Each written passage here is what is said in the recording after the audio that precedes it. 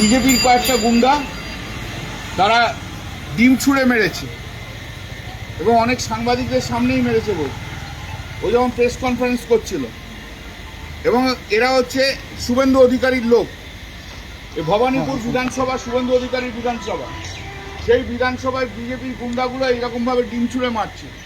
এবং সেদিন আপনাদের সামনে আমি বলেছিলাম যে সিআইডি যাদের নিয়ে এসছে দুটো সিভিল উইটনেস, সেই সিভিল উইটনেস হচ্ছে বিজেপির উইটনেস এবং তারা বিজেপির লোক।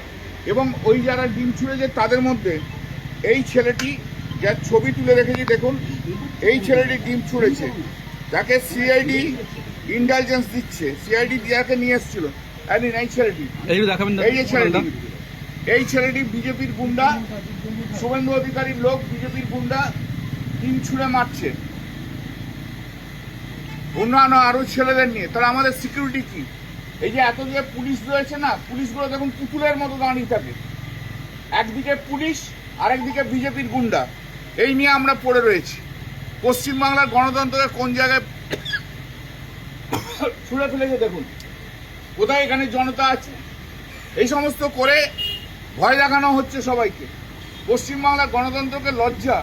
আমি ক্যালকাটা পুলিশের কমিশনের সঙ্গে একটু আগে ফোন করলাম, কিন্তু 20 মিনিট হয়ে গেল, কেউ আসেনি এখানে। আর যত পুলিশ দান করে দিয়ে সব একদম দেখুন, একদম মানে পুতুলের মতো দাঁড়িয়ে আছে, তারা কোনো পদক্ষেপ নেবে না। শুভেন্দু অধিকারী যেভাবে পশ্চিমবাংলার গণতন্ত্রকে নষ্ট করছে, এ ভাবা যায় না। এইভাবে ডিম ছুঁড়ে ছুঁড়ে মানুষকে ভয় দেখানো, ডিম ছুঁড়ে ছুঁড়ে মারা, এরপর তো আমরা হাঁটতে চলতে পারবো না। এই পশ্চিমবাংলার গণতন্ত্র এই জায়গায় এসে পৌঁছে গেল যে মানুষ হাঁটতে পারবে না। अरे भाई आप सुनिए, आपको धैर्य नहीं है तो छोड़ दीजिए, इसलिए ये नहीं को हम नहीं देते हैं। গণতন্ত্রকে কিভাবে নষ্ট করছে দেখুন আপনারা, আপনাদের চোখের সামনে। এই ইলাস্ট্রেশন আমি ধরে দিলাম। যারা যারা গেছে, আমাদের অন্য নতুন পার্টি জয়েন করছে, তাদের নিয়ে আমাদের কোনো মন্তব্য নেই, কোনো মন্তব্য করবো না, কারণ অন্য পার্টির লোক। কিন্তু ভারতবর্ষের গণতন্ত্র যেভাবে নষ্ট হচ্ছে, পশ্চিমবাংলার গণতন্ত্র যেভাবে নষ্ট হচ্ছে, সে অকল্পনীয় ভাবা যায় না। কোনো উন্নয়ন নয় যতক্ষণ না পর্যন্ত গণতন্ত্র ঠিক মতো থাকে। যতক্ষণ গণতন্ত্র ঠিক না হয় ততক্ষণ কোনো উন্নয়ন হতে পারে না।